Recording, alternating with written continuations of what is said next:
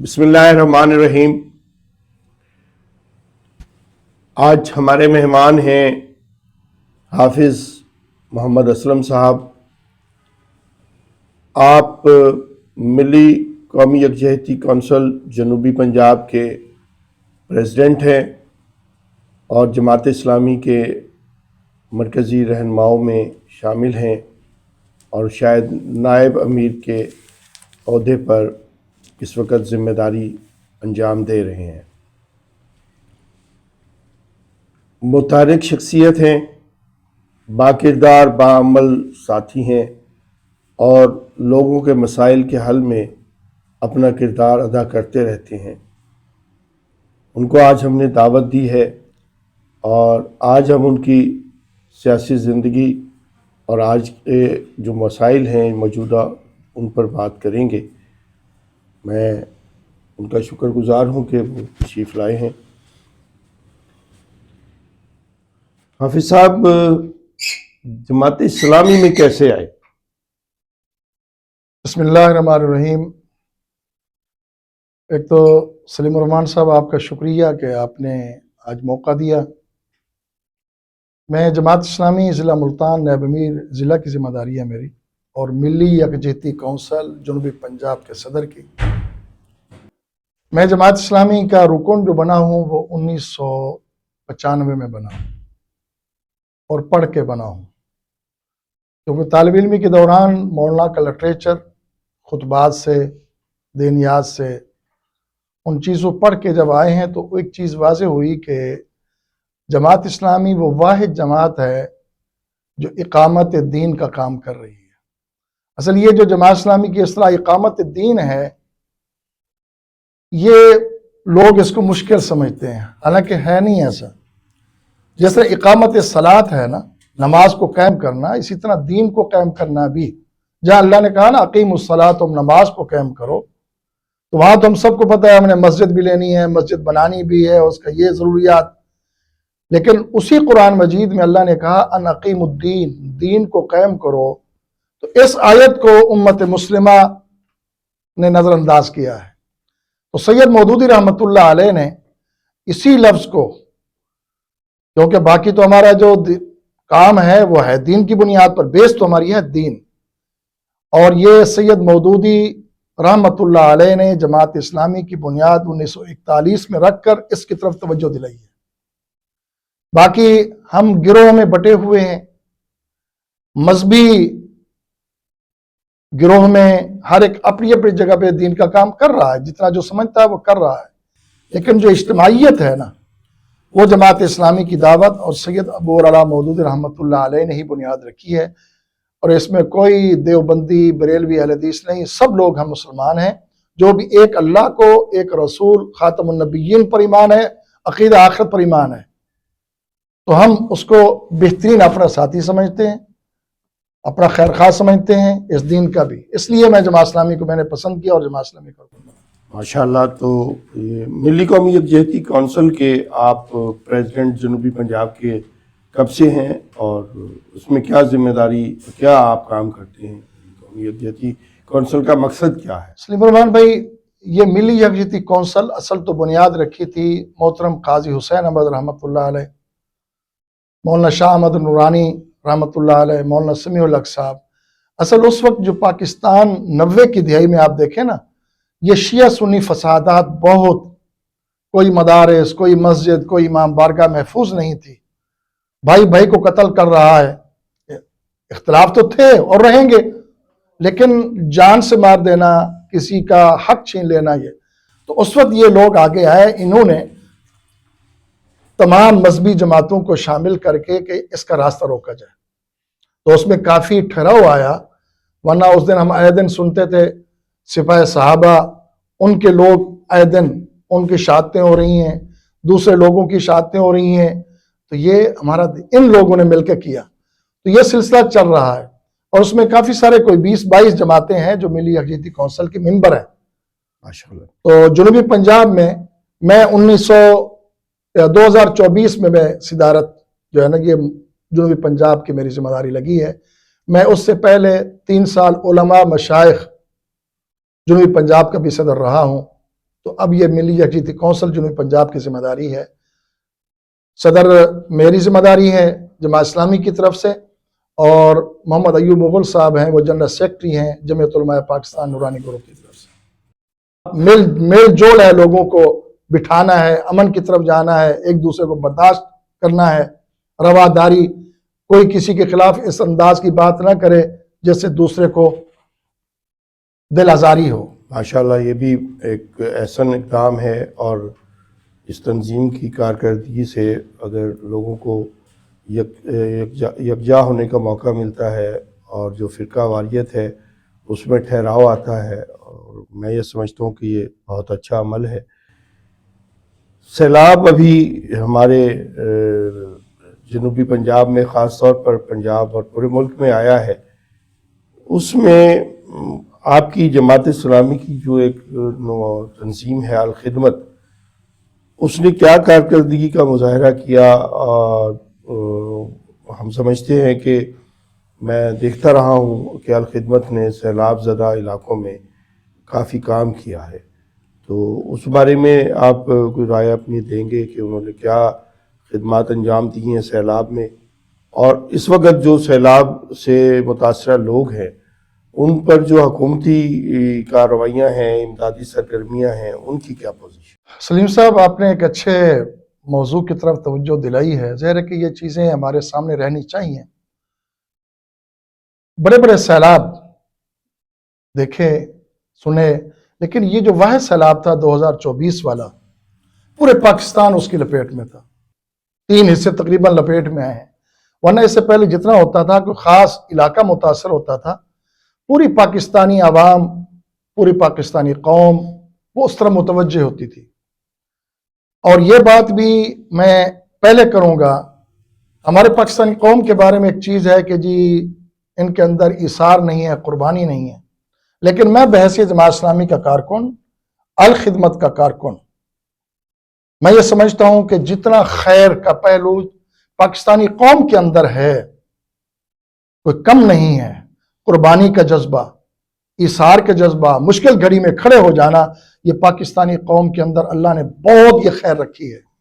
اب دیکھیں کہ آپ شمالی علاقہ جات سے چلیں تو یہ بارشوں کی صورت میں تمام یہ پنڈی، لاہور، گجرات، سیالکوٹ، ساری چیزیں متاثر ہیں، اور آخرکار آپ کا یہ جس ڈسٹرکٹ میں میں اور آپ بیٹھے ہیں ملتان، اس ملتان کا جو جنوبی سائیڈ ہے جلال پور پیر والا تحصیل، کیونکہ اس کو 2 دریائے ستلج اور دریائے چناب، اس کا سنگم بالکل ٹکر بنتی ہے، اور اسی طرح آپ دیکھیں علی پور، سید پور، یہ مظفر گڑھ کی سائیڈ، یہ پوری کی پوری پٹیا پیچھے چلے جائیں تو یہ سارے متاثر ہیں۔ لیکن اس میں جیسے ہی پتہ چلا تو حافظ نعیم الرحمان صاحب امیر جماعت اسلامی پاکستان اور صدر الخدمت ڈاکٹر حفیظ الرحمان صاحب، اور یہاں ملتان کی قیادت ہمارے صدر الخدمت ہیں سید عبد القادر شاہ صاحب، اور امیر ضلع ہیں صہیب عمار صدیقی صاحب، ہم مل بیٹھ کے طے کیا کہ ظاہر ہے کہ یہ تو ایمرجنسی کی صورت ہے، تو تمام ارکان جماعت اسلامی، تمام کارکنان الخدمت دل و جان سے رات دن ایک کر کے، اور لوگوں نے پھر بڑا تعاون کیا، لوگوں کا اعتماد بھی ہے الخدمت جماعت اسلامی پر کہ جو چیز ہم دیں گے تو وہ ہماری وہاں جگہ خرچ ہوگی۔ قوم ٹھیک ہے ووٹوں کے حوالے سے وہ کچھ سوچتی رہتی ہے، لیکن یہ بھی خوش آئند بات ہے کہ وہ اپنی امانتوں کے حوالے سے، مالی لحاظ سے ان کو کوئی دوسری رائے نہیں ہوتی، وہ فوراً کہتے ہیں خدمت پر اعتماد کرتے، جماعت اسلامی الخدمت پہ اعتماد کرتی ہیں، اور الخدمت جماعت اسلامی رات دن، ہم نے یہ جلال پور پیروالا میں الخدمت جماعت اسلامی ضلع ملتان نے ایک کیمپ لگایا جو 300 کیمپ پر مشتمل تھا، تقریباً 2800 سے 3000 کا کھانا وہاں لوگوں کو 1 مہینہ رکھا، ان کی تمام ضروریات، پھر جب ان کو گھر بھیجا، جب پانی نیچے اترا تو پھر 1 مہینے کا راشن اور برتن، جو ضروریات جتنی ہو سکتی تھی ہم نے وہ کی، اور ہسپتال کے حوالے سے بھی، ہر چیز حوالے سے۔ بہرحال الخدمت، میں تو مطمئن ہوں کہ جماعت اسلامی اور الخدمت نے اپنے سے بڑھ کے کام کیا ہے، اور عوام نے بھی پذیرائی بخشی ہے۔ ماشاءاللہ۔ ایک آپ نے ایک بات کی کہ اس وقت جو موجودہ صورتحال ہے اس میں جو حکومتی امدادی سرگرمیاں ہیں، اس پر کیا آپ سمجھتے ہیں کہ جو کچھ اعلانات کیے گئے تھے یا اس پر عمل ہو رہا ہے، لوگوں میں کچھ میں دیکھ رہا ہوں کہ مظاہرے بھی ہو رہے ہیں، کچھ لوگ احتجاج بھی کر رہے ہیں کہ ان کو جو امدادی سرگرمیاں ہیں ان کا حصہ ان کا شامل نہیں ہے اور نظر انداز کیے جا رہے ہیں. تو اس حوالے سے آپ کی کیا رائے ہے؟ آپ سلیم صاحب، ایک تو خوش آئند بات یہ ہے کہ پہلی دفعہ حکومت نے اس طرف توجہ کی ہے، ورنہ پہلے حکومت اس طرف توجہ نہیں کرتی تھی. گورنمنٹ نے کیمپ وغیرہ بھی سی ایم پنجاب مریم نواز صاحبہ نے کی، لیکن ظاہر ہے کہ ایک ہے این جی او الخدمت، ایک ہیں دوسرے لوگ، وہ اور ریاست برابر نہیں ہوتی. ریاست کی ذمہ داری ہوتی ہے اگر وہ کہیں کام کر بھی رہی ہے، پہلے نہیں کرتی جب کیا ہے تو یہ خوش آئند بات ہے، لیکن جتنا کرنا چاہیے تھا اتنا ہم سمجھتے ہیں نہیں ہوا. لیکن لوگوں کے احتجاج اپنی جگہ پہ، لیکن اسی میں ایک بات آپ اس کو ضرور ہائی لائٹ کریں گے کہ گورنمنٹ کی طرف سے یہ آئی کہ جناب وہاں لوگ جائیں اور ان کا اسسمنٹ کریں کہ کس کا کیا نقصان ہوا ہے، گھر کا ہوا ہے، زراعت کا ہوا ہے، کیا کچھ ہوا. ایک کثیر تعداد ہے لوگوں کی کہ جن کے اپنے گھر اپنے زمینیں نہیں تھی، وہ گورنمنٹ کی زمینوں میں بیٹھے تھے، شاملاٹوں میں بیٹھے تھے، ان کے نام تو ہے نہیں. جب ان سے کہا کہ اس کے کاغذات دو، آپ کا گھر کہاں تھا، تو ظاہر ہے ان کے نام تو کاغذات تھے نہیں، ان کو اس میں شامل نہیں کیا گیا. تو میں سی ایم صاحبہ پنجاب سے مریم نواز صاحبہ سے اور وزیر اعظم پاکستان شہباز شریف صاحب سے، اور ظاہر ہے کہ اس میں کوئی آر بھی نہیں ہے اس وقت، سید عاصم منیر صاحب ہمارے چیف مارشل، ان سے بھی کہ یہ جو ہماری عوام ہے جو سیلاب کے متاثرین ہیں، آپ اس میں تخصیص نہ کریں، جو شاملات میں بیٹھے ہیں ان کے بھی نقصانات پورے کریں. یہ تو ریاست تو ماں کی جگہ ہوتی ہے، وہ یہ نہیں دیکھتی کہ یہ میرا کون کیا کرتا ہے. تو ظاہر ہے کہ ان کے پاس جن کے پاس اپنی جگہ نہیں ہے وہ تو زیادہ حقدار ہے کہ ان کا آپ نے اسیسمنٹ نہیں کیا، ان کو آپ نے کیا بھی نہیں ہے تعاون. ایسا ہونا چاہیے. تو اس پوائنٹ کو زیادہ کہ جو شاملات والے ہیں بڑی اچھی نشاندہی جو کی ہے. سرکاری رقبے میں بیٹھے تھے سالہ سال سے، خاندان کے خاندان کئی نسلوں سے، تو ان کو گورنمنٹ ان کی مستقل جگہ بھی دے، ان کو کاغذات بھی دے، ان کو کم از کم 5 مرلہ 7 مرلہ جگہ تو دے تو وہ اپنے سر تو چھپا سکے، گھر بنا کے دے. جی ہاں. اس وقت غزہ میں جو مظالم تھے وہاں، جو آج بھی اسرائیل بربریت سے باز نہیں آ رہا، معاہدے کی خلاف ورزیاں کر رہا ہے، اس سارے اس میں میری نظر سے گزرا کہ الخدمت اور جماعت اسلامی نے غزہ کے مسلمانوں کے لیے بے شمار خدمات انجام دی ہیں، ان کے لیے امدادی سرگرمیاں کی ہیں.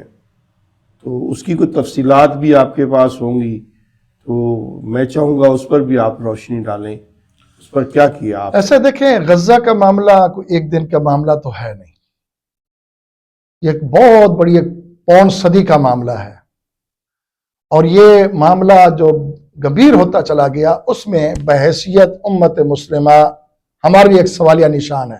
جی جی. لیکن اس میں غزہ کے لوگوں نے، بالخصوص جو حماس نے بنیاد رکھی، کام کیا، تو انہوں نے تمام غزہ کے لیے کیا، اہل فلسطین کے لیے، مسلمانوں کے لیے کیا.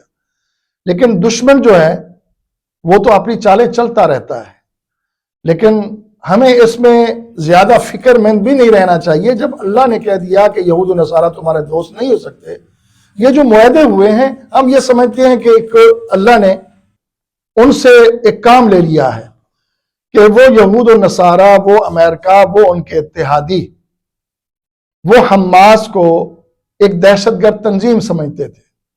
حالانکہ وہ حماس جو الیکشن میں آئی، جمہوریت کے راستے پر آئی، الیکشن جیتا، اسماعیل ہنیہ شہید رحمۃ اللہ علیہ وزیر اعظم بنے، لیکن جب دنیا نے دیکھا کہ جناب یہ تو آگے بڑھ رہے ہیں تو انہوں نے ان کا راستہ روک دیا.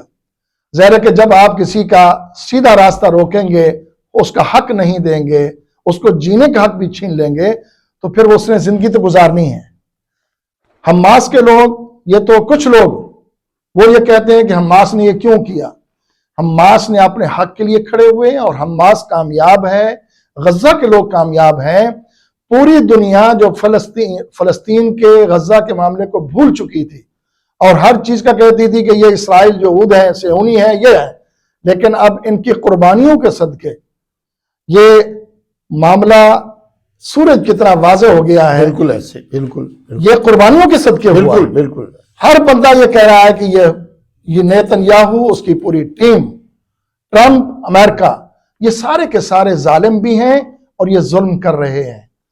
اور یہ مجھے بات سمجھ نہیں آتی کہ وہ ٹرمپ جس نے 7-8 دفعہ اس جنگ بندی کو ویٹو کیا کہ جنگ بندی نہیں ہونی چاہیے، ہم اسی کو کہتے ہیں کہ نوبل انعام ملے. یہ سوالیہ نشان ہے سلیم صاحب آپ کے لیے بھی اور ہم سب لوگوں کے بالکل. لیے، پوری قوم اس پر متفکر ہے کہ ایسا نہیں ہونا چاہیے تھا، کہ جو کہا گیا وہ نہیں ہونا چاہیے. جو 65,000 شہداء کا قاتل ہے، جو پورا غزہ تلپٹ ہو گیا، نہ ہسپتال بچا، نہ گھر بچا، نہ کوئی سکول بچا، اور 2 سال سے جو بچے سکول میں نہیں جا رہے، تو ہم سوالیہ نشان ہے. لیکن جہاں تک یہ بات ہے، الخدمہ جماعت اسلامی پہلے دن سے صرف زبانی جمع خرچ نہیں، حافظ نعیم الرحمان صاحب اس وقت اسماعیل ہانیہ صاحب اور ان کے دوسرے جا کے دوحہ میں ملاقات کی، ان سے پوچھا کہ آپ کو کیا چاہیے جو ہم کر سکتے ہیں. جو ان کی ضروریات تھی الخدمہ جماعت اسلامی نے آگے پیش کی اور پوری پاکستانی قوم کھڑی ہو گئی، اعتماد کیا. ماشاءاللہ. یہ خوش آئند بات ہے. میں قابل تحسین ہے پوری پاکستانی قوم بغیر کسی تعصب کے، وہ کسی پارٹی سے تعلق رکھتے تھے، لیکن غزہ کے حوالے سے، امدادی حوالے سے انہوں نے سب کچھ وہ کیا، اور الخدمہ جماعت اسلامی نے وہ چیزیں بطور امانت جہاں جہاں کیمپ تھے جو پہنچا سکتے تھے پہنچائے. اور اس میں ایک اور بات سلیم صاحب کہ وہاں کے جو بچے تھے کالج میڈیکل کے، وہاں سے الخدمت نے ان کو لیا، یہاں آئے، ان کو تعلیم دلوائی. اب وہ بچے جو سکول اور کالج کے ہیں وہ بھی الخدمت کر رہی ہے. تو بہرحال یہ تو آپ کی پارلیمنٹ میں بھی گواہی آئی، جماعت اسلامی کے وہ جو مخالف جماعتیں ہیں جن کے اندر خیر اور معتدل، انہوں نے بھی کہا کہ باقی اختلاف ہو سکتا ہے، لیکن الخدمت جماعت اسلامی غزہ کے حوالے سے انہیں کوئی چیز بچا کے نہیں رکھی، رات دن کیا. بالکل اس میں اور ہم نے پاکستانی قوم کو اس حوالے سے سرخروغ بھی انشاءاللہ کیا اللہ کے. جی اس میں کوئی شک نہیں، اربوں روپے کے جو امدادی سرگرمیاں ہیں وہاں پر پہنچائی گئی ہیں اور ان کی مدد کی گئی ہے. اس وقت سوڈان میں جو صورتحال ہے وہاں ظلم ہو رہا ہے، اس پر آپ کوئی اپنی رائے کا اظہار فرمائیں گے؟ سلیم صاحب آپ نے کون سا موضوع لے لیا، اور یہ تو ہمارے اپنے گھر کی بات ہے. گھر کو آگ لگی گھر کے چراغ سے. پہلے یہ سمجھ نہیں آتی تھی، لیکن یہ سوڈان کے معاملے کو دیکھ کر تو بات واضح ہو گئی. سلیم صاحب یہ سورت الحجرات ہے، 26واں پارہ ہے، اس کی ایک آیت ہے وَإِن طَائِفَتَانِ مِنَ الْمُؤْمِنِينَ اقْتَتَلُوا فَأَصْلِحُوا بَيْنَهُمَا فَإِن بَغَتْ إِحْدَاهُمَا عَلَى الْأُخْرَى فَقَاتِلُوا الَّتِي تَبْغِي حَتَّى تَفِيءَ إِلَى أَمْرِ اللَّهِ فَإِن فَاءَتْ فَأَصْلِحُوا بَيْنَهُمَا بِالْعَدْلِ وَأَقْسِطُوا إِنَّ اللَّهَ يُحِبُّ الْمُقْسِطِينَ. ایک تو ہم گلہ شکوہ ابھی غزہ کی بات کی تو ہم نے کہا کہ نیتن یاہو نے یہ کیا، یہود نے یہ کیا، امریکہ نے یہ کیا، فلاں نے یہ کیا، وہ اپنی جگہ پہ. لیکن سوڈان میں تو بھائی بھائی سے کر رہا ہے، مفادات کی جنگ ہے. وہاں بھی 2 جرنیل ہوں، ان کے اپنے مفادات ہیں، اور بدقسمتی یہ ہے کہ کہیں اور ہوگا ان کی جو سرپرستی وہ بھی مسلمان ممالک کر رہے ہیں، کوئی اور تو نہیں ہے. اور ہوگا تو کہیں پیچھے بیٹھا ہوگا پردے کے پیچھے، لیکن جو سامنے ہے وہ بھی ہمارے مسلمان ممالک ہیں. تو اب اس میں ہم کیا تبصرہ کریں سوائے افسوس کے، سوائے رنج کے، رونے کے، اور کیا کر سکتے ہیں؟ دعا کر سکتے ہیں اللہ میاں سے بھی، اور ان لوگوں سے بھی کہتے ہیں خدا کے لیے اگر اللہ نے وسائل سے مالا مال کیا ہے سوڈان کو، معدنیات سے، تو یہ ان کا حق ہے. تم اپنے حقوق کی طرف توجہ کرو، ان کے حق پہ ڈاکہ نہ ڈالو، ان کے گھر میں لڑائی نہ کرو. یہ اسی طرح جس طرح کسی جگہ کوئی 2 بھائی ہوں، کمزور ہوں، ان کے پاس جداد ہو، تو وہ جو طاقتور ہوتا ہے نا، وہ انہی کے اندر رکھنا ڈال کے انتشار کر کے ان کو لڑاتا ہے. پھر جب وہ اتفاق ہوتا ہے تو ان کی چیزیں انہوں پر خرید لیتا ہے. تو یہی سوڈان کی حالت ہے. تو میں تو اس پہ یہی کہوں گا کہ ہمارا اپنے گھر کی بات ہے، ہمارے مسلمان ممالک کو آگے بڑھنا چاہیے، پاکستان کو آگے کچھ لوگوں کو اکٹھا کرنا چاہیے، ترکی کو، سعودیہ کو آگے آنا چاہیے، جو ممالک انوالو ہیں ان کو سمجھانا بھی چاہیے، ان سے ہاتھ بھی باندھنے چاہیے کہ مہربانی کریں اس گھر کو تو بچا لو۔ دونوں طرف سے مسلمان ذبح ہو رہے ہیں اور دونوں ایک دوسرے کے ذبح کرنے کے، قتل کرنے کے درپے ہیں، لیکن حدیث میں آتا ہے کہ قاتل اور مقتول دونوں جہنمی ہوں گے، قاتل اور مقتول دونوں جہنمی ہوں گے اور دونوں مسلمان ہوں گے۔ صحابہ نے عرض کیا اللہ کے رسول، قاتل کی سمجھ آتی ہے وہ تو جہنمی ہوگا، مقتول کیوں؟ انہوں نے کہا جی مقتول بھی اس لیے کہ وہ بھی نیتاً ارادتاً نکلا ہے کہ اس کو میں ماروں گا، اس کا وار نہیں چلا، وہ مر گیا، تو فیصلے تو نیتوں پر ہونے ہیں۔ تو سوڈان کے جو اس وقت آرمی میں لوگ ہیں، جو لوگ آپس میں مفادات میں لڑ رہے ہیں، جو استعمال ہو رہے ہیں، ان کے ہوش کے ناخن ہونے چاہیے، اپنی دھرتی کے لیے، اپنے ملک کے لیے، اپنے عوام کے لیے کچھ کرنا چاہیے اور اس ظلم کو روک دینا چاہیے۔ حکومتی اقدامات اور اعلانات کے ذریعے یہ کہا گیا ہے کہ جی مہنگائی میں کمی ہو گئی ہے، آپ کیا سمجھتے ہیں کہ مہنگائی میں کمی ہوئی ہے یا بے روزگاری میں کمی ہوئی ہے؟ اب میں آپ کو دعا دوں کہ آپ کے منہ میں گھی شکر، پتہ نہیں وہ مہنگائی کہاں کمی ہوئی ہے، ہمیں تو کہیں محسوس نہیں ہو رہا، کمی کہاں محسوس ہوئی ہے۔ مجھے آپ بتائیں کہ آپ جس سرزمین سے تعلق رکھتے ہیں، یہ ملتان ایک ایسا خطہ ہے، یہ پورا جنوبی پنجاب، یہ زراعت کا ایک سونے کی چڑیا ہے۔ آپ نے 4-5 سال سے کسان کو تباہ کر دیا ہے۔ کسان وہ ایک چلتا پھرتا زندہ لاش ہے، اس کے اندر جان نہیں ہے۔ آپ نے اس سے پچھلے سال گندم، اس سے پچھلے سال بھی گندم، 23 کی اور 24 کی جو فصل ہے آپ نے اونے پونے خریدی ہے ان سے، لیکن کیا ہم شہر میں بیٹھے ہیں ہمیں کوئی آٹا سستا ملا ہے؟ ہمیں خالص آٹے کی روٹی نہیں خالص ملی، ہاں وہ ناقص ضرور ملی ہے۔ آپ نے اس میں رپورٹ بنا دیا کہ ہم نے 12 روپے 15 روپے کی روٹی، اس کی وہ کوالٹی نہیں رہی، لیکن وہی جو 20 سال گندم 2100 کسان سے لی گئی، اب جب انہی کے سرمایہ دار کے اور انہی کے لوگوں کے ہاتھوں میں تھی، ابھی پھر اعلان ہو گیا 3500، اب ان کی تو گندم 3500 میں 4000 میں چلی جائے گی، کسان تو مر گیا تھا پچھلے سال ہی۔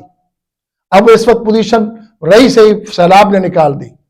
ہونا تو یہ چاہیے کہ ڈی اے پی سستی ہوتی، ڈی اے پی اس وقت بھی 14,700-800 اس کی قیمت ہے، یوریا بھی مہنگی ہے، وہ کہتے ہیں ہم یہ کر رہے ہیں وہ کر رہے ہیں، ہم بھائی کارڈ پہ بھی آپ نے کتنے کسانوں کو دے دیا ہے؟ کسانوں کو کارڈ وہاں ملے ہیں جہاں ان کی زمین آلریڈی کمپیوٹر ہو گئی ہے۔ آپ کا جنوبی پنجاب کا کتنا حصہ بغیر کمپیوٹر کے پڑا ہے، وہاں تو آپ نے کارڈ بنایا ہی نہیں ہے۔ بالکل وہاں کارڈ، یہ تو دھوکہ دیا جا رہا ہے نا جی، اگر آپ نے 5-10% 15% کارڈ بنا دیا ہے تو باقی 80% لوگ کیا کریں گے؟ ہونا تو یہ چاہیے، اگر آپ نے اس ملک کو کھڑا کرنا ہے نا، اس کی آپ کی ریڑھ کی ہڈی ہے زراعت، آپ زراعت کے لیے کچھ پیش قدمی کریں گے، کسان کو کچھ سہولت دیں گے تو آپ کا ملک ترقی کرے گا، لیکن اگر آپ کسان کو سہولت نہیں دیں گے، آپ کارڈ دے کے کیا کیا آپ نے؟ میں بھی ایک چھوٹا سا کاشتکار ہوں، لیکن مجھے آپ بتائیں کہ ڈی اے پی ٹھیک ہے مل رہی ہے، سال ایک سے پہلے یہ بلیک میں ہوتی تھی وہ نہیں، لیکن ڈی اے پی سستی کرو، سرمایہ دار کو جو اس کو تو آپ نے اس کی کھاد بڑھا دی، اس کی قیمت کوئی کمی نہیں ہوئی۔ اچھا بجلی بھی، یہ بھی میں آپ کو بتاؤں کہ اس طرف آپ کو توجہ کہ پچھلے سال جب حافظ نعیم الرحمان صاحب امیر جماعت اسلامی پاکستان نے آئی پی پیز کے خلاف اس ایشو کو اٹھایا تھا، جی بالکل، اور ہم وہاں اسلام آباد گئے تھے دھرنے کے لیے، جی بالکل، اور ہمارا نقطہ نظر تھا ہم ڈی چوک بیٹھیں گے، اعلان یہی ہوا، جی جی، اور ہم ڈی چوک پہنچے تھے، وہاں ہماری گرفتاریاں ہوئیں، ملتان سے بھی گرفتاریاں ہوئیں، ہمارے ذمہ داران کی ہر ضلع سے گرفتاریاں ہوئیں، لیکن امیر جماعت کا یہ ویژن ہے کہ ہم نے اپنے مسئلے کو اجاگر کرنا ہے، ہم کوئی وہ شہادت یا ہم وہ انگلی کٹا کے شہیدوں میں نام نہیں لکھوانا چاہتے، جیسے ہم حاضری لگوائیں اور پھر جا کے سو جائیں۔ تو جہاں گورنمنٹ نے کہا کہ نہیں یہاں نہیں کرنے دیں گے، آپ وہاں جا کے لیاقت باغ بیٹھو، تو پھر جماعت اسلامی نے وہاں 15-16 دن کا دھرنا دیا تھا، آپ کو یاد ہوگا۔ جی بالکل دیا تھا۔ وہ آئی پی پیز جس کو سارے کہتے تھے اس وقت، او ایس لغاری صاحب، اس سے پہلے ان کی وہ جی یہ تو ہو نہیں سکتا، انٹرنیشنل معاہدے ہیں اور یہ ہے جو معاہدہ ہو جائے تو اس کو تو توڑا نہیں جا سکتا، تو حافظ صاحب نے پورے فگر دیے تھے پوری ترتیب سے، پھر ان کی 1 کمیٹی 2 کمیٹی آتی رہیں، وہ جو انہوں نے اس وقت وعدے کیے تھے ابھی آپ کو خود اس کی دیں گے۔ گورنمنٹ کہہ رہی ہے کہ آئی پی پی سے جو ہم نے معاہدے ریویو کیے ہیں اس میں 3600 ارب کا فائدہ ہوا ہے۔ بہت بڑی بات، یہ کوئی تھوڑی بات نہیں ہے۔ یہ جماعت اسلامی کے کارکن حافظ نعیم الرحمان صاحب کی اس آواز پر، جی بالکل، اس دھرنے کی پاداش میں پاکستانی قوم کو 3600 ارب کا فائدہ ہوا ہے۔ اس پر بالکل حافظ نعیم الرحمان صاحب کا قابل تحسین ہے کہ ان کے ویژن کی وجہ سے یہ آج جو مطالبہ تھا اس پورا کرنے کی صورت میں 3600 ارب کہہ دینا آسان ہے، ہاں جی، بہت بڑا فائدہ ہوا ہے۔ تو اسی کے بندہ سے 7.5 روپے پر یونٹ کا بھی فائدہ ہوا۔ جی عوام کو، لیکن ہم یہ کہتے ہیں کہ بھائی یہ کافی نہیں ہے، اس کو اور بہتر کرو، ایک اور بہتر کرو، اور پاکستان کے کسان کو، پنجاب کے کسان کو سہولت دو، ڈیزل کے حوالے سے، بجلی کے حوالے سے، زرعی آلات کے حوالے سے، اور ان کو کھاد اور بیج کے حوالے سے۔ اسی کھاد بیج میں بھی ایک بات آپ نوٹ کر لیں، کیونکہ ظاہر ہے کہ میں اسی سے تعلق رکھتا ہوں، اسی دھرتی سے۔ یہ پیسٹی سائیڈ ہو گئی، اور بیج، خالص بیج ہمیں نہیں ملتے، مل جاتے ہیں تو ان پر اس طرح کی محنت، جس طرح دیکھیں نا ہمارا ہمسایہ ملک ہے، ان کی کہاں پیداوار چلی گئی ہے۔ ہم وہی کھڑے ہیں 35 من 40 من 35 من 40 من، ایکسپینس اخراجات زیادہ ہوتے ہیں، اس کی نہیں ہوتا۔ لیکن ہم مثالیں دے دیتے ہیں، چند ایک ذمہ دار جو ہوتے ہیں فارم ہاؤس، ہم ان کو کہتے ہیں، ان کا جو آگے ہم کہتے ہیں یہ ہے، ایسا نہیں ہے۔ اور اس وقت ابھی کیونکہ وقت ہے، یہی 1 نومبر سے جو بہترین گندم کا وہ ہے، یہ 15 تک آئیڈیل ٹائم ہے۔ تو ریاست کو چاہیے کہ ان علاقوں کے جا کے پھر محکمہ زراعت کے بھی جائیں، گورنمنٹ بھی توجہ کرے تاکہ کسان کو کھڑا کیا جائے، ان کو بیج دیا جائے۔ لیکن بیج کیا، جن سے آپ نے گندم 2000 کی خریدی، اب بیج کے لیے وہ 5500 6000 روپے من خرید رہے ہیں بیج۔ تو یہ سہولت دینی چاہیے۔ بالکل یہ سہولت ہونی چاہیے۔ آپ نے جتنی بھی گفتگو کی ہے اس میں جنوبی پنجاب کے حوالے سے پسماندگی کا منظر عام پر آئی ہے، تو اس پسماندگی کو دور کرنے کے لیے کیا کیا جائے؟ کیا الگ صوبہ ان مسائل کا حل ہے؟ سلیم صاحب، بات یہ ہے کہ انتظامی معاملات جتنے چھوٹے یونٹ بن جائیں گے اس میں عوام کو سہولت ملے گی۔ ہم اس حوالے سے تو ہیں کہ جنوبی پنجاب علیحدہ صوبہ بنے، لیکن اس انداز سے جس طرح لولی پاپ، اس سے پہلے گورنمنٹ جو تھی پی ٹی آئی کے، انہوں نے بھی لولی پاپ دیا، جنوبی پنجاب کو ڈکلیئر کیا، اس کے بعد یہ موجودہ حکومت بھی آئی، لیکن یہاں آپ کے ملتان ہو یا بھاولپور ہو، جنوبی پنجاب کے جو ڈیسک بنے ہوئے ہیں وہ خالی ڈیسک ہیں، وہاں جا کے کام نہیں ہوتے۔ ہم یہ کہتے ہیں کہ عملی طور پہ جنوبی پنجاب کو، صوبے کو آزاد کیا جائے، ان کو وہ مراعات، وہ مفاد، وہ فائدے، وہ چیزیں دی جائیں جس طرح اپر پنجاب، ہمارا بھی تو حق ہے، لیکن یہ ساری چیزیں اٹھا کر وہاں لے جائی جاتی ہے اپر پنجاب میں۔ جنوبی پنجاب میں یہ ان لوگوں کا کام ہے جن لوگوں کو عوام ووٹ کی پرچی دیتی ہیں، ان کو چاہیے کہ وہاں اسمبلیوں میں جا کے اپنے جنوبی پنجاب کے حوالے سے بات کریں۔ میں آپ نے ملتان کے حوالے سے، جنوبی پنجاب کے حوالے سے بات کی، جنوبی پنجاب زراعت میں ان کی سرپرستی کی جائے، کسان کی، اور شہروں میں، ملتان میں آپ دیکھیں کہ آپ کا جو سیوریج کا مسئلہ ہے، یہ سیوریج بہت آپ کی اس طرح کی پانی سیوریج نہیں ہے جس طرح ہونا چاہیے، معیاری۔ جی بالکل، پانی پینے کا آپ کے لیے نہیں ہے، آپ پتنی زہر پی رہے ہیں۔ بالکل ایسے ہی، ٹھیک ہے، یہ جو آپ ہسپتالوں میں چلے جائیں، آپ کے میڈیکل سٹور آباد ہیں۔ پہلے جب ہم چھوٹے ہوتے تھے تو اس وقت کریانے والے صبح دکان کھولتے تھے رات دیر گئے تک، لیکن اب کریانوں سے زیادہ ہمارے میڈیکل سٹور بن گئے ہیں، ایسے آپ کی ہسپتالیں بن گئی ہیں۔ جی ایسے۔ اس کی وجہ یہ ہے کہ ہمارا خالص پانی نہیں ہے، صاف پانی نہیں ہے، اور فوڈ کے حوالے سے، صحت کے حوالے سے وہ چیزیں ہماری نہیں ہیں۔ تو ریاست کو چاہیے کہ ان طرف توجہ کریں کہ اپنے نوجوان نسل کو یہ امید دلوائیں۔ نوجوان نسل مایوس ہو گئی ہے۔ آپ کی جو کریم ہے، ہر سال جنوبی پنجاب سے لاکھوں لوگ فلائی کر جاتے ہیں اوورسیز میں، کیوں؟ اس لیے کہ یہاں آپ ان کو سرپرستی نہیں کر رہے۔ पाकिस्तानी रियासत उनके माँ बाप अपनी पूरी जमा पूंजी लगा के उनको तालीम दिलाते हैं, वो आईटी के हो, वो इंजीनियर हो, वो डॉक्टर हो, जैसे डिग्री हासिल करते हैं तो यहाँ उनकी खपत नहीं होती। तो इसलिए रियासत को चाहिए उन नौजवानों की सरपरस्ती की जाए, यहाँ उनको मौके दिए जाएं और सेहत के हवाले से, तालीम के हवाले से, सिक्योरिटी के हवाले से ये सारी चीजें दे दी जाएं। तो इंशाअल्लाह ये जनूबी पंजाब हमारा ये सब्जा है, हरियाली है, यहाँ तो ज़मीनें सोना उगलती हैं फसल की सूरत में। जी बिल्कुल, आप की गुफ्तगू में जिन लोगों के पास सैलाब ज़दा इलाकों में ज़मीनें नहीं थीं उनको ज़मीनें भी दी जाएं और उनके नुकसानात का अजाला किया जाए, मकानात बनाकर दिए जाएं और सीवरेज के साथ साथ पीने के साफ़ पानी के लिए इंतज़ामात जो है शहरों में होने चाहिए और अलग सूबा भी बनना चाहिए। मैं हाफिज़ साहब आपका बेहद मशकूर हूँ कि आज आप तशरीफ़ लाए, आपने हमें टाइम दिया। इंशाअल्लाह मुलाकात रहेगी। बहुत शुक्रिया।